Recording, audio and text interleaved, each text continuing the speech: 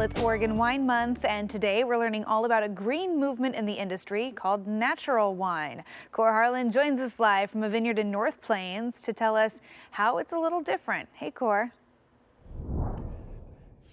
Hey, Emily, good morning. Good morning, everybody. What a beautiful morning out here in North Plains. You got the sun coming up in the east there. You got the vineyard in the foreground, about 5 acres of grapes growing out here.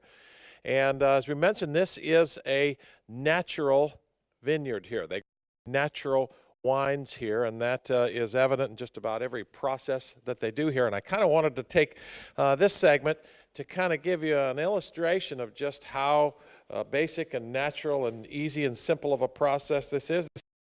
The winemaker out here this morning. How you doing? Good, doing great. Let's, Carl, come in here and show this. Let me switch hands here. Let me show you. Dropping it. This is special wine. It's a bottle of natural wine. We're going to get into that in just a second, but this is also a special day for this wine as well, right? Yeah, absolutely. This is going to be the first time we're releasing this wine in Oregon. So it'll be available at Bar Diane and Taberley Wines, and this is the first time we're going to bring the wines back home. Pretty cool. Let's talk about the process of natural wine, because I have a feeling, I've been saying this all morning, I think a lot of people don't really realize there is a segment of the wine industry that refers to itself as natural wine. But it's as simple as the processes we are standing next to, and as I kind of alluded to earlier, this is the kind of wine you'd probably drink if you were in Game of Thrones, right? 400, 500, 600,000 years ago, this is what you'd be drinking, right?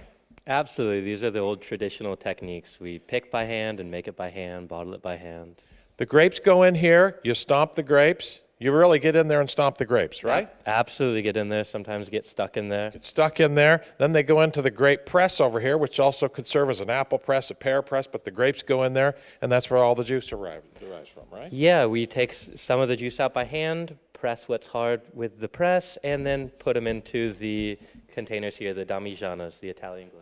The damigianas, and that's where they do most of their fermenting. A lot of these wines typically will either ferment in the damigians or the barrels, I guess, right? Absolutely. We age in barrels, we age in demijohns, and sometimes we age in small tanks as well.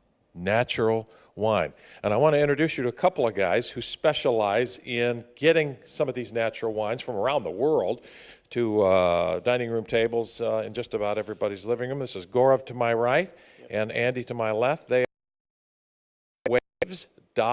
Wine, and you are an online retailer of this special niche of wine, right? That's right, and about getting the stories and wines directly to your doorstep of people like Jared.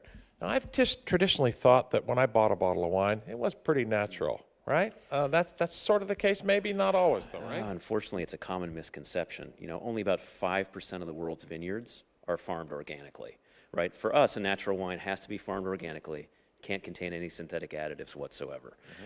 That's a very, very small portion of the world's wines. We've collected all the best of them, including Jared's, make them available, ship them directly to your door. Thewaves.wine is what it's called here, online retailer. Oregon Wine Month. We're talking a little bit this morning about a very small category. I mean, Jared only does between Emily and Kelly. He does between about 500 to 1,000 cases a year, which is pretty small as wineries go. But as you can see, it's a real artisanal, I'm not sure how to say that, but it's a small batch. It's a guy stomping on grapes, pressing them out of the grape press, putting them in the thing and fermenting them and making wine out of them. Game of Thrones wine is kind of what I kind of like to refer to this as. Wine from a long time ago. Simple, nothing added, just simple Simon, right? Oh my gosh. I want to see a wine from Kohr. Like if Kohr was the marketing guy for a winery, it's Game of Thrones wine. Simple stuff, just drink it. You put the thing in the thing and then you get wine. I think that's great. That's awesome. But it's very cool. Mm-hmm. It's a pretty small production for a winery. Yeah. So it would be kind of neat to go check out something different. Try some natural wine.